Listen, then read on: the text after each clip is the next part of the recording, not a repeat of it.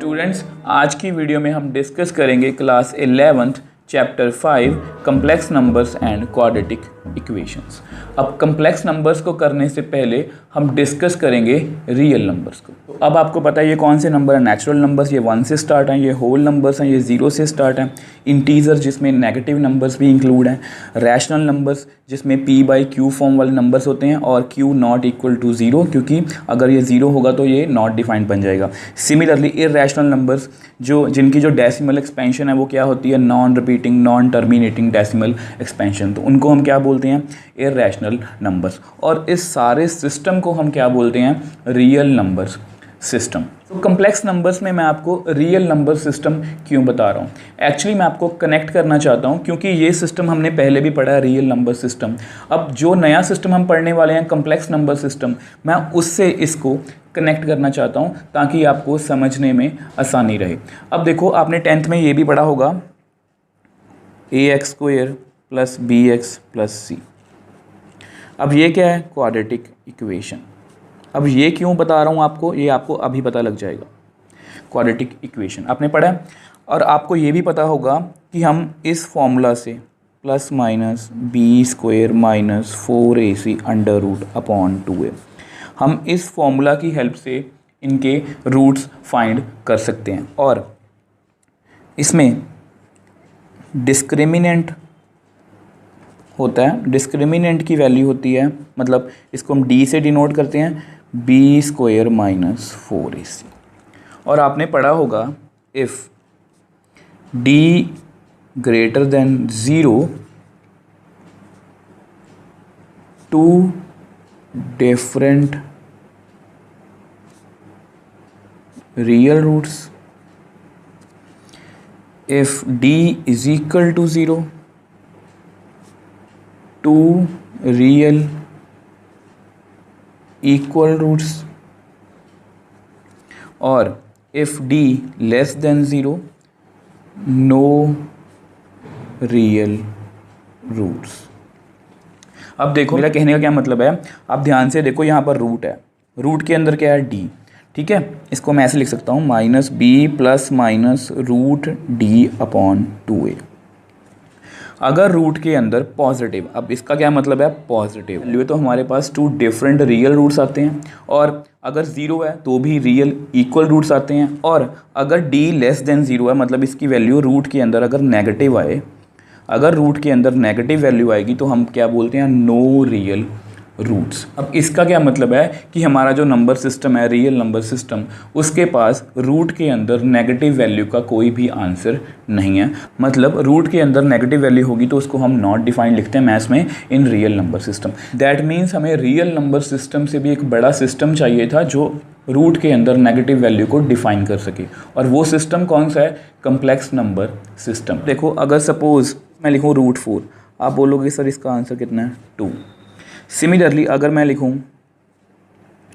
2, आप बोलोगे सर इसका आंसर है 1.414। सिमिलरली अगर मैं रूट के अंदर नेगेटिव लिखूँ तो देखो कम्प्लेक्स नंबर, अब देखो रियल नंबर सिस्टम में इसका आंसर होगा not defined, but complex number system में इसको मैं लिख सकता हूँ, देखो ऐसे। देखो पहली बात तो आप मेरे को बताओ, मैं इसको ऐसे लिख सकता हूँ 2 × -1। अब इसको मैं ऐसे लिख सकता हूँ -1 × √2, मैं इनको सेपरेट कर सकता हूँ, ठीक है। अब √2 तो पता ही है आपको। अब ये जो वैल्यू है इसको मैं लिखूँगा i, मतलब इसकी वैल्यू कितनी आ गई, √2i। अब ये i क्या है, वेयर i = आयोटा, इसको आप आयोटा भी बोल सकते हो, i भी बोल सकते हो। और i का मतलब क्या है, i का मतलब है इमेजिनरी नंबर, मतलब जो नंबर रियल नंबर सिस्टम में नहीं है, मतलब वो कहाँ पर होगा, इमेजिनरी सिस्टम में, मतलब कम्प्लेक्स नंबर सिस्टम में। तो हमने यहाँ पर एक i इंट्रोड्यूस किया जिसकी वैल्यू कितनी है, आपने याद रखना है, -1। ये प्लीज़ आपने याद रखना है। रूट के अंदर जो भी नेगेटिव वैल्यू है वो डिफाइन होगी in the complex number system. जो रियल नंबर सिस्टम में नॉट डिफाइन थी वो कम्प्लेक्स नंबर सिस्टम में डिफाइन होगी। बुक में इसके बाद वो आपको कम्प्लेक्स नंबर के बारे में बता रहे हैं, बट मैं आपको यही सजेस्ट करूँगा कि पहले आप आई को थोड़ा डिटेल में और पढ़ो। अगर आप आई को पहले डिटेल में पढ़ लोगे तो आपको कम्प्लेक्स नंबर पढ़ना बहुत ईजी लगेगा। अब देखो आई की वैल्यू कितनी है, -1 का रूट। अगर मैं यहाँ पर लिखूँ i², तो इसको मैं लिख सकता हूँ i इंटू आई, क्योंकि बेस सेम है। मतलब i² का मतलब यही होगा ना कि i को मैंने 2 बार मल्टीप्लाई करना है। अब इसकी वैल्यू कितनी है, -1 का रूट। अब इसकी वैल्यू कितनी है, -1 का रूट। कुछ स्टूडेंट्स इसका आंसर देंगे +1, जो गलत है। इसका आंसर कितना आएगा, -1। मैं एक्सप्लेन कर देता हूँ। अगर आप √2 को √2 से मल्टीप्लाई करो तो कितना आंसर आएगा, 2। सिमिलरली अगर आप √3 को √3 से मल्टीप्लाई करोगे तो कितना आएगा, 3। क्योंकि अगर रूट में नंबर सेम होगा तो आंसर कितना आएगा, मतलब कि वही नंबर सेम रूट के बिना। अगर मैं यहाँ पर x को मल्टीप्लाई करूँ √x से तो कितना आंसर आएगा, आप बोलोगे सर x। अब मुझे क्या पता कि x में बी पॉजिटिव और नेगेटिव, x पॉजिटिव और नेगेटिव दोनों हो सकता है, बट मेरा आंसर क्या आएगा, x। तो सिमिलरली अब जस्ट अगर आप इसको कंफ्यूजन हो रही है कि इसका आंसर -1 कैसे आ गया, माइनस माइनस प्लस क्यों नहीं बना, तो आप इसको ऐसे भी कर सकते हो। देखो -1 power 1/2 -1 power 1/2, base same, powers add कर दो आप, 1/2 + 1/2, हाफ प्लस हाफ 1 पावर।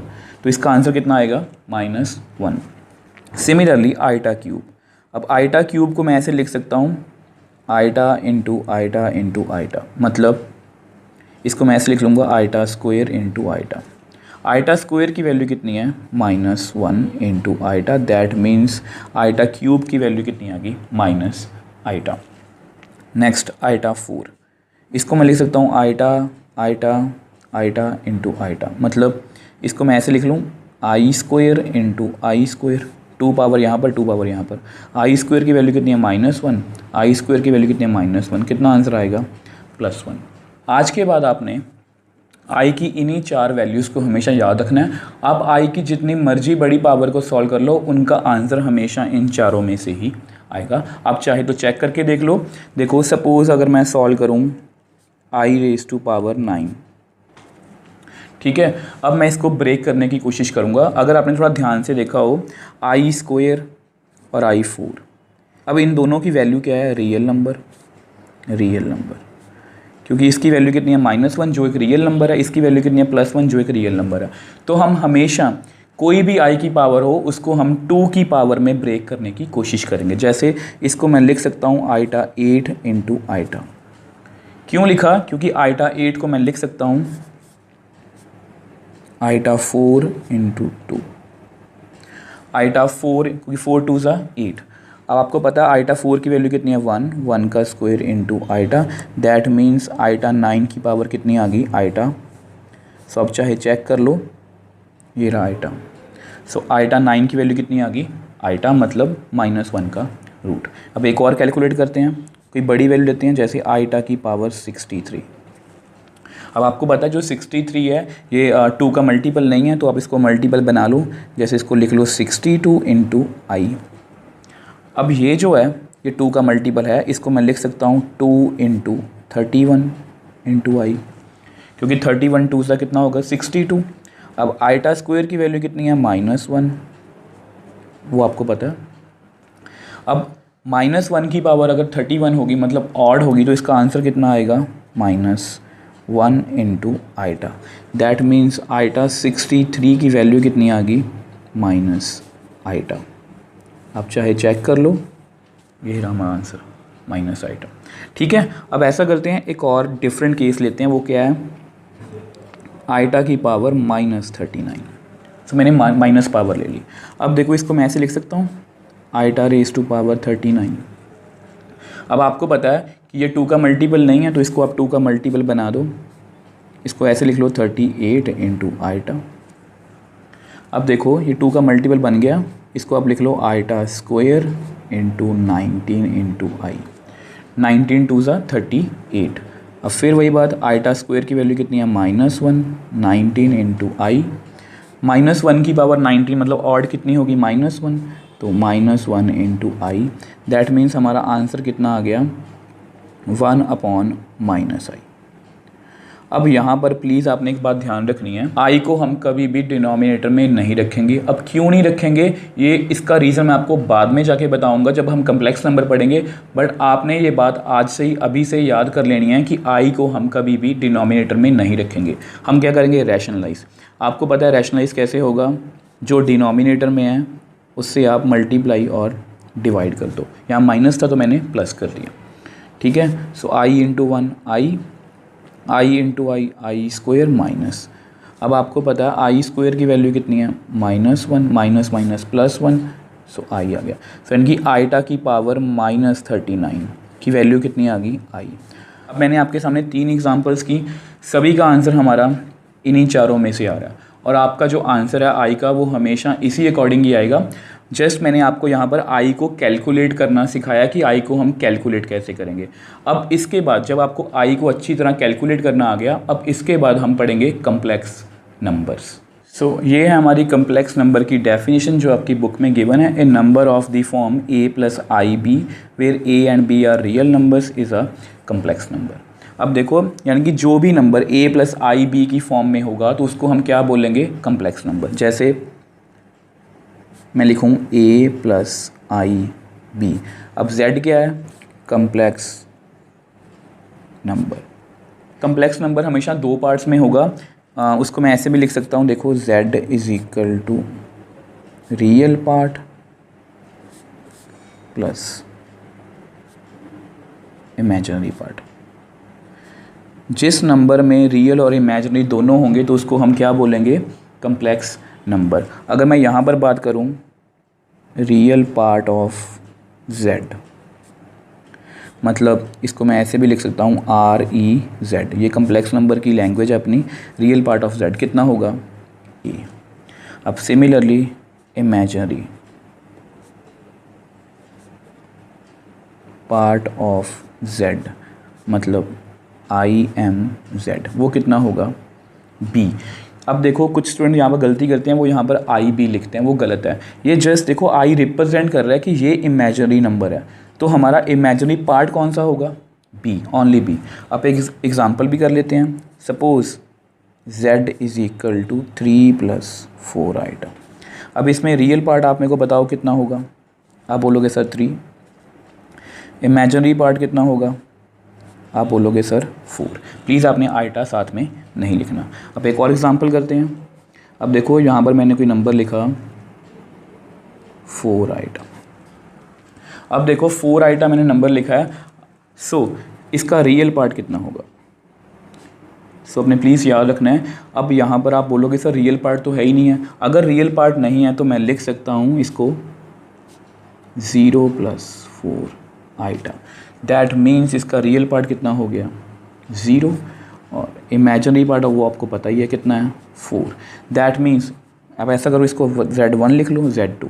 जो Z2 है इज़ प्योरली इमेजिनरी। ये कम्प्लेक्स नंबर की एक्चुअली लैंग्वेज है, ये आपको पहले ही सिखा रहा हूँ क्योंकि ये MCQs में पूछे जा सकते हैं।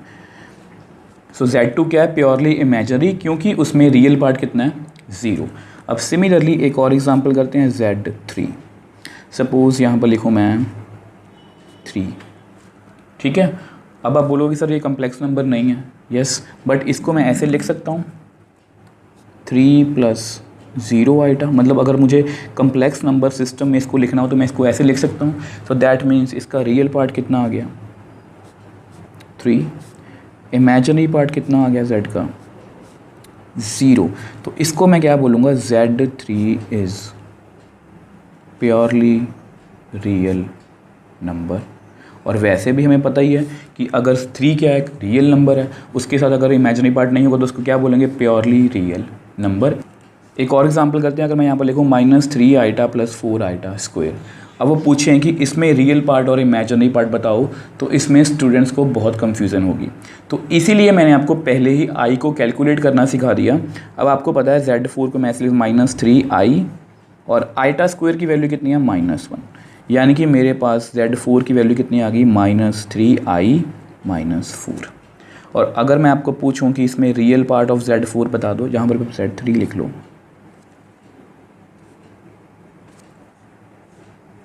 रियल पार्ट ऑफ Z4 बताओगे तो कितना होगा, -4। सिमिलरली अगर मैं पूछूं कि इमेजिनरी पार्ट ऑफ Z4 बता दो, आपको पता I के साथ क्या है, -3। नेक्स्ट हम बात करेंगे equality of two complex numbers. अब देखो सपोज़ हमारे पास कोई दो कम्प्लेक्स नंबर हैं x प्लस आइटा y, और सिमिलरली एक और कम्प्लेक्स नंबर है Z2 3 + 4 iota. Z1 and Z2 ये दोनों इक्वल होंगे, are equal if real part of Z1 equal to real part of Z2। Similarly imaginary part of Z1 equal to imaginary part of Z2। आप देख लो यहाँ पर real part Z1 का कितना है, x, आप बोलोगे सर x, और रियल पार्ट ऑफ Z2 कितना है यहाँ पर 3। Similarly imaginary part of Z1 कितना है यहाँ पर y, प्लीज़ आपने आइटा नहीं लिखना, लास्ट में भी एक्सप्लेन किया अच्छे से। और यहाँ पर Z2 का इमेजिनरी पार्ट कितना है 4। सो दैट मीन्स अगर दो कम्प्लेक्स नंबर इक्वल होंगे तो क्या कंडीशन है कि रियल पार्ट के इक्वल होगा और इमेजिनरी पार्ट के। अब देखो आपकी बुक में एग्जाम्पल है, example first 4x + iota 3x - y = 3 + iota × -6, find x and y। अब ये क्यों करवा रहा हूँ, क्योंकि यहाँ पर क्या है, equality of two complex number. अब देखो यहाँ पर दो कम्प्लेक्स नंबर आपस में इक्वल हैं, सो दैट मीन्स अब आपको पता है कि अगर कम्प्लेक्स नंबर इक्वल हैं then real part is equal to real part, which implies यहाँ से हमारे पास इसकी वैल्यू कितनी आ गई 3/4। अब सिमिलरली इमेजिनरी पार्ट, अब इमेजिनरी पार्ट कितना है, आप लिखना लिख लो, रियल पार्ट इमेजिनरी पार्ट। सो 3x - y = यहाँ पर कितना है -6। अब ऐसा करो, आप यहाँ पर x की वैल्यू फिल कर लो, 3/4 - 6 विच एम्प्लाइज 9/4, इस 6 को आप उधर ले जाओ = y। अब इसको सॉल्व करो, सो 9 + 24/4 = y, विच एम्प्लाइज y की वैल्यू कितनी आ गई 33/4।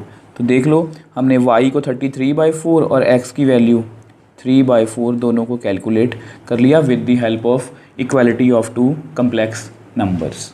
अब नेक्स्ट हम पढ़ेंगे अलजबरा ऑफ कम्प्लेक्स नंबर्स। अब देखो स्टूडेंट्स, अलजबरा में क्या है कि हम दो कम्प्लेक्स नंबर्स को ऐड कैसे करेंगे, उनको सब्ट्रैक्ट कैसे करेंगे, मल्टीप्लाई कैसे करेंगे और डिवाइड कैसे करेंगे। सो इन सभी बातों को हम यहाँ पर डिस्कस करेंगे और ये सभी बातें आपको क्वेश्चंस में बहुत हेल्पफुल रहेंगी। अब देखो मैं आपको एग्जांपल से समझाने की कोशिश करूँगा। सपोज़ Z1 हमारे पास है 3 - 4 आइटा, एंड एग्जांपल से आपको ज़्यादा अच्छे से समझ आएगा। और सपोज़ मान लो कि यहाँ पर है 5 + 6 आइटा। मैंने दो कम्प्लेक्स नंबर ले लिए, Z1 है 3 - 4 आइटा और Z2 क्या है 5 + 6 आइटा। अब बारी बारी से इनको डिस्कस करेंगे। अब सबसे पहले डिस्कस करते हैं एडिशन को।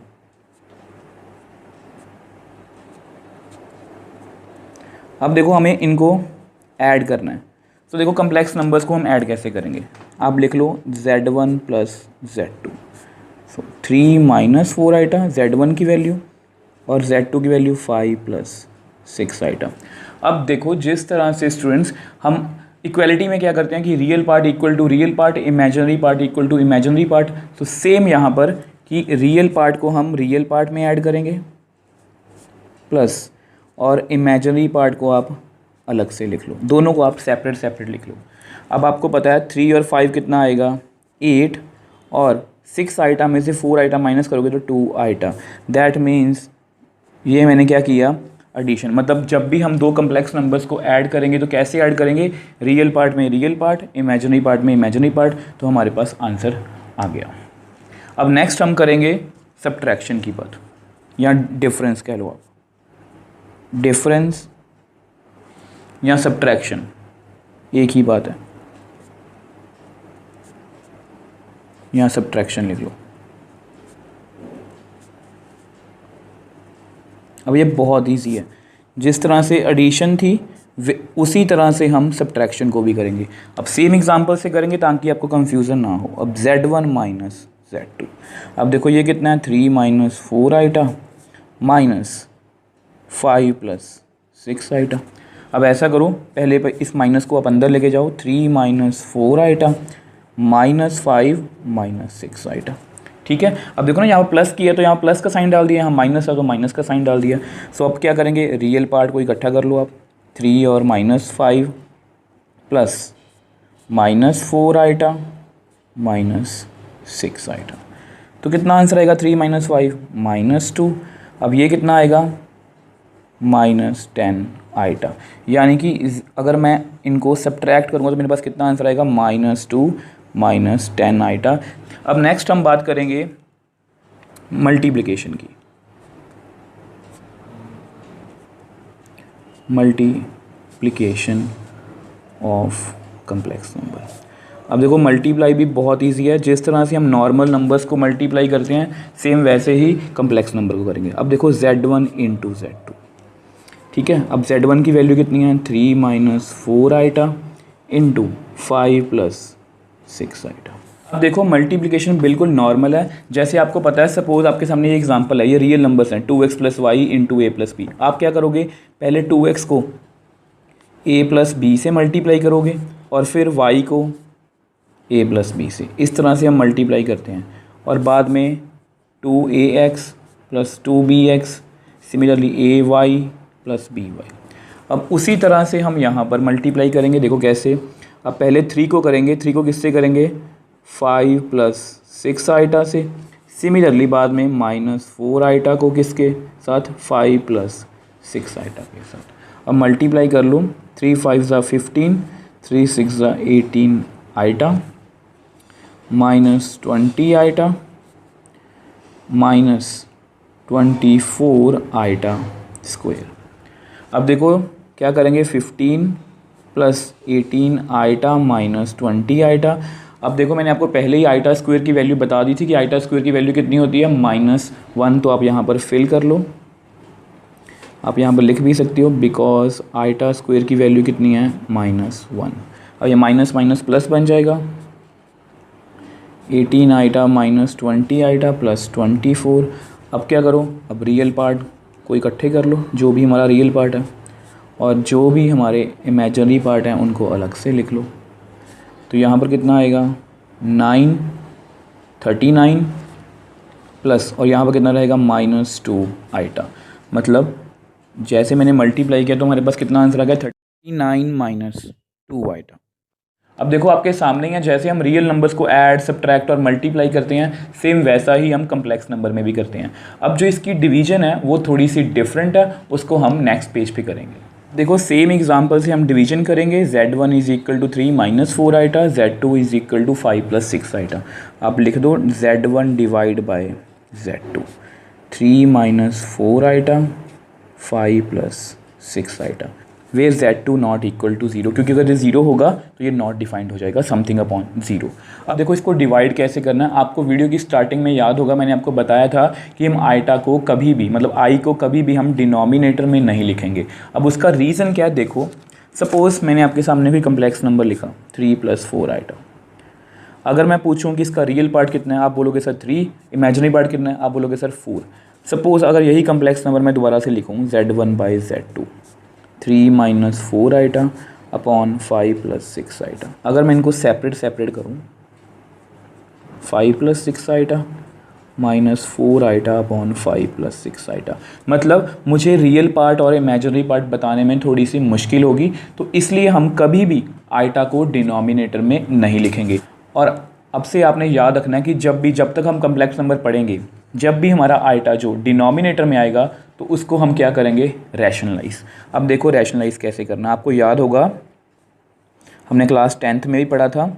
सो रैशनलाइज कैसे करना है आपने याद रखना प्लीज़, 5 6 आइटा जो डिनोमिनेटर में है उसके अकॉर्डिंग नंबर लिखने हैं, और जो यहाँ पर साइन है, जो बीच में इनके साइन है, उसको हमने क्या करना है, चेंज। माइनस माइनस, यहाँ प्लस था तो माइनस माइनस, अगर यहाँ माइनस होता तो मैं प्लस प्लस करता, और आपने बीच वाला साइन ही चेंज करना है। ठीक है जी। अब ऐसा अगर मल्टीप्लाई कर लो, आपको मल्टीप्लाई करना आता है कम्प्लेक्स नंबर को। 3 into 5 minus 6 iota, minus 4 iota को भी कर दो 5 माइनस 6 आइटा। अब नीचे ध्यान से देखो, नीचे क्या है 5 plus 6 iota, 5 minus 6 iota. So अब यहाँ पर मैं क्या करूँगा, आइडेंटिटी लगाऊंगा कौन सी, a plus B, A minus B is equal to A square minus B square. जब भी आप रैशनलाइज करोगे पूरे कम्प्लेक्स नंबर में, आपके पास हमेशा यही आंसर बनेगा। ठीक है। सो मल्टीप्लाई कर लो इसको, कितना आएगा 15 माइनस 18 आइटा, ये तो मल्टीप्लाई अभी हमने किया ही था। So minus 20 iota plus minus minus plus 24 iota square. अब नीचे कितना आएगा, A square minus B square. थोड़ा और सॉल्व करते हैं। 15 माइनस 18 आइटा माइनस 20 आइटा। अब आइटा स्क्वायर आपको पता है कितना है, -1। सब 5 का स्क्वायर 25, 6 का स्क्वायर 36 आइटा स्क्वायर। अब आप लिख सकते हो because iota square is equal to -1। अब आइटा स्क्वायर की वैल्यू कितनी है, -1, इसलिए मैंने यहाँ पर -1 फिल किया। तो इसका थोड़ा सॉल्व कर लो। 15 माइनस 24 कितना आएगा, -9, माइनस 20 आइटा माइनस 18 आइटा कितना आएगा, -38 आइटा होल डिवाइड बाय 25।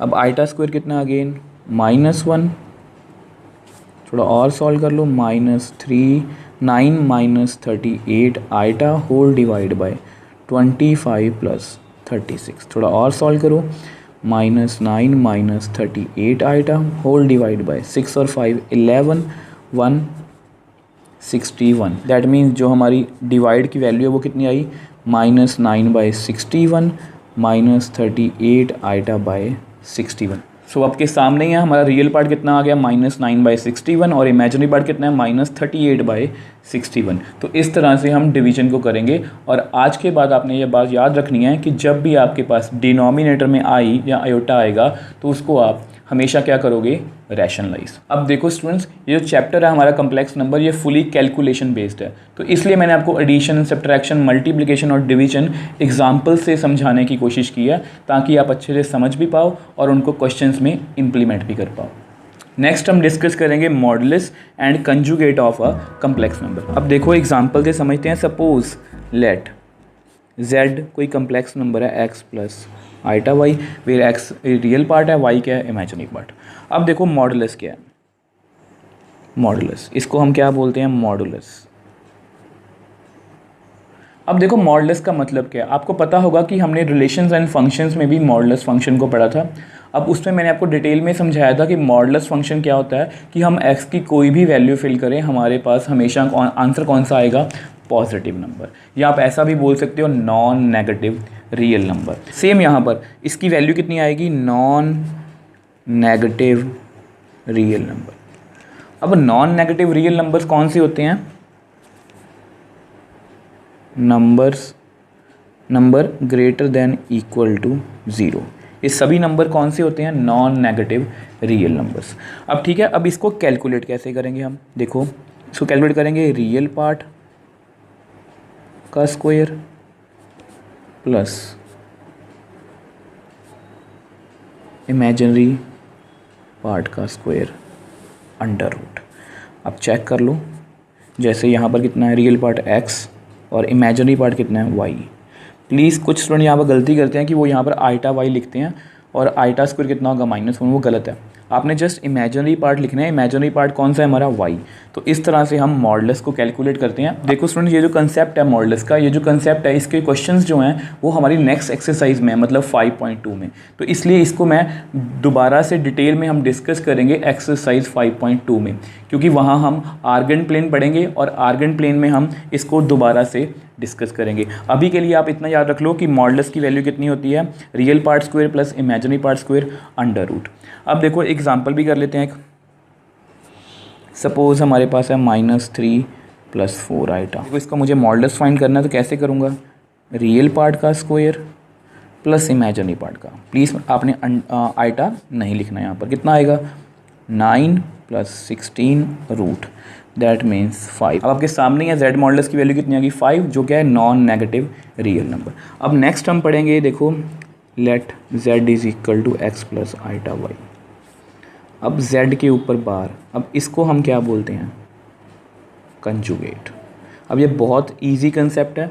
अब इसकी वैल्यू को कैसे कैलकुलेट करते हैं और एक्चुअल में इसका मतलब क्या है, देखो x की वैल्यू क्या आएगी, देखो z कंजुगेट में x की वैल्यू क्या आएगी x सेम आइटा y, और यहाँ पर साइन क्या हो जाएगा चेंज। अब देखो अगर मैं किसी भी कम्प्लेक्स नंबर को ग्राफ पे ड्रॉ करूँ, जो हम नेक्स्ट एक्सरसाइज 5.2 में करेंगे, तो उसमें क्या है कि रियल पार्ट तो सेम रहेगा, बट जो इमेजिनरी पार्ट है उसकी जो डायरेक्शन है वो चेंज हो जाती है, मतलब रिवर्स हो जाती है। अगर प्लस है तो माइनस हो जाएगी, और अगर माइनस है तो प्लस हो जाएगी। अब एग्जांपल कर लेते हैं, सपोज़ z1, अगर मैं यहाँ पर लिखूँ 3 - 4 आइटा, अगर आपको इसका कंजुगेट फाइंड करना हो तो आप बोलोगे सर 3 - 4 आइटा का कंजुगेट, दैट मीन्स 3 + 4 आइटा। बहुत सिंपल है। बट अगर मैं पूछूं आपको 3 आइटा - 4 आइटा स्क्वायर, यहाँ पर कंफ्यूजन होगी। अब ये ऐसे क्वेश्चंस मैं क्यों पूछ रहा हूँ, पहले क्यों बता रहा हूँ, क्योंकि ये सभी क्वेश्चंस आपको MCQ में पूछे जा सकते हैं कि इसका कंजुगेट बताओ। अब आपने क्या करना है, सबसे पहले Z2 को थोड़ा सा सॉल्व करना है। जैसे 3 आइटा स्क्वायर कितना होता है -1। अब इसको आप सॉल्व कर लो, 3 आइटा + 4। अब उसके बाद आपने क्या करना है, इसका कंजुगेट लेना है। सो 3 आइटा + 4 कंजुगेट। अब आपको पता है, अब कुछ स्टूडेंट्स बिना सोचे समझे यहाँ पर माइनस लिख देंगे, ये गलत है। आपने रियल पार्ट का साइन चेंज नहीं करना, आपने जस्ट इमेजिनरी पार्ट कौन सा है हमारा 3, सो -3 आइटा + 4। रियल पार्ट का साइन हम चेंज नहीं करेंगे। तो इस तरह से हम कंजुगेट को कैलकुलेट करेंगे। अब कंजुगेट की कुछ प्रॉपर्टीज़ हैं वो आपको याद रखनी है। देखो कौन कौन सी हैं।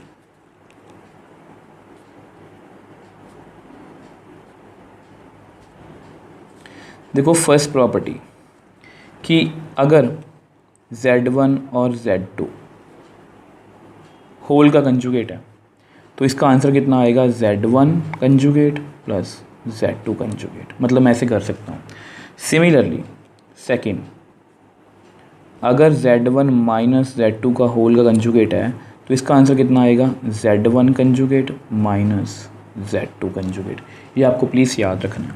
अब सिमिलरली थर्ड प्रॉपर्टी क्या है, अगर मैं दो कम्प्लेक्स नंबर्स को मल्टीप्लाई करूँ, उसका कंजुगेट लूँ, तो इसका आंसर कितना आएगा Z1 कंजुगेट Z2 कंजुगेट। मतलब दोनों को सेपरेट मैं लिख सकता हूँ। अब लास्ट Z1 / Z2, अब इसका होल का कंजुगेट। अब इसका आंसर कितना आएगा Z1 का कंजुगेट होल / Z2 का conjugate, where Z2 not equal to 0, क्योंकि अगर Z2 0 होगा तो ये नॉट डिफाइंड हो जाएगा। तो ये प्रॉपर्टीज़ प्लीज़ आपने याद रखनी है कंजुगेट की, ये आपको क्वेश्चंस में हेल्प करेंगी। अब नेक्स्ट हम बात करेंगे एडिटिव इन्वर्स की। अब देखो एडिटिव इन्वर्स जो है बहुत इजी है। अब आप मेरे को बताओ कि 2 में मैं ऐसा कौन सा नंबर ऐड करूं कि मेरे पास आंसर कितना आए 0। आप बोलोगे कि सर -2। ऑब्वियसली बात है कि अगर मैं 2 को -2 में ऐड करूँगा तो मेरे पास आंसर कितना आएगा 0। तो ये एक्चुअली क्या है एडिटिव इन्वर्स। अब ये जो सेम कंसेप्ट है, हम जो सेम कंसेप्ट कहाँ पर यूज़ करेंगे, कम्प्लेक्स नंबर में। देखो कैसे, सपोज़ मेरे पास कोई कम्प्लेक्स नंबर है। अब इसमें मैं ऐसा suppose x + iota y add करूँ तो मेरे पास आंसर कितना आएगा 0।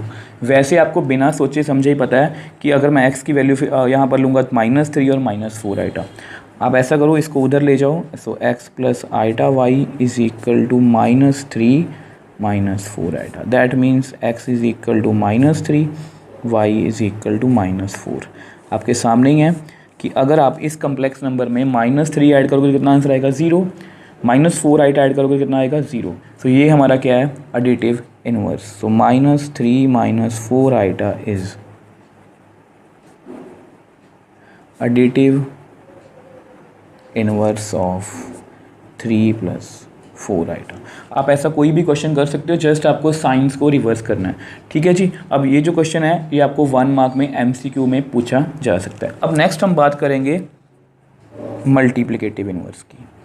अब ये इम्पॉर्टेंट है और ये आपकी बुक में 5.1 में क्वेश्चंस भी हैं, मल्टीप्लिकेटिव इन्वर्स। अब पहले हम मतलब समझेंगे कि मल्टीप्लिकेटिव इन्वर्स होता क्या है, उसको बाद उसको कम्प्लेक्स नंबर्स पे अप्लाई करेंगे। अब फिर एग्जांपल लेके समझाता हूँ। 2 को मैं ऐसे कौन से नंबर से मल्टीप्लाई करूँ कि मेरे पास 1 आ जाए। आप बोलोगे कि सर 1/2, कि 1/2 को अगर मैं 2 से मल्टीप्लाई करूँगा तो आंसर कितना आएगा 1। आप इसको ऐसे भी लिख सकते हो कि 2 को मैं सपोज़ x से मल्टीप्लाई करूँ तो मेरे पास 1 आएगा। सो दैट मीन्स x की वैल्यू कितनी आ गई 1/2। अब ये क्या है, x क्या है, x इज़ मल्टीप्लिकेटिव इन्वर्स। अब जैसे रियल नंबर्स में मल्टीप्लिकेटिव इन्वर्स है वैसे ही कम्प्लेक्स नंबर में भी है। फिर कोई एग्जांपल लेते हैं 3 + 4 आइटा। इसको मैं किस नंबर से, किस कम्प्लेक्स नंबर से मल्टीप्लाई करूं कि मेरे पास आंसर कितना आए 1। तो यहाँ से मेरे पास x + आइटा y की वैल्यू कितनी आएगी 1/3 + 4 आइटा। अब ये क्या है, मल्टीप्लिकेटिव इन्वर्स। बट आपको पता है कि हम कभी भी आइटा को डिनोमिनेटर में नहीं रखेंगे, तो क्या करेंगे हम, रैशनलाइज। 3 4 आइटा, 3 4 आइटा, यहाँ पर प्लस है तो माइनस माइनस, तो मल्टीप्लाई कर दो आप 3 - 4 आइटा, क्योंकि 1 को आप इससे मल्टीप्लाई करोगे कितना आएगा 3 - 4 आइटा। यहाँ पर a² - b², आप लिख दो कि a + b, a - b, इसका आंसर कितना आएगा a² - b²। थोड़ा और सॉल्व करते हैं। 3 - 4 आइटा, इसका स्क्वायर 9, अब इसका स्क्वायर कितना आएगा -16, क्योंकि 4 का स्क्वायर 16, आइटा का स्क्वायर -1। आपके पास हमेशा नीचे प्लस ही आएगा जब भी आप ये वाली आइडेंटिटी लगाओगे। सो कितना आएगा 9 + 16। सो दैट मीन्स जो हमारा मल्टीप्लिकेटिव इन्वर्स है वो कितना है 3 - 4 आइटा बाय 25। अगर आप इसको सेपरेट करना चाहते हो तो सेपरेट भी कर सकते हो। तो 3/25 - 4 आइटा बाय 25। अब इस नंबर को आप जब इससे मल्टीप्लाई करोगे तो आपके पास हमेशा आपका आंसर कितना आएगा 1। सो स्टूडेंट, ये फुल बेसिक है आपका कम्प्लेक्स नंबर का। अगर आपने इसको अच्छे से समझ लिया तो आप एक्सरसाइज 5.1 के क्वेश्चंस को खुद ही सॉल्व कर लोगे।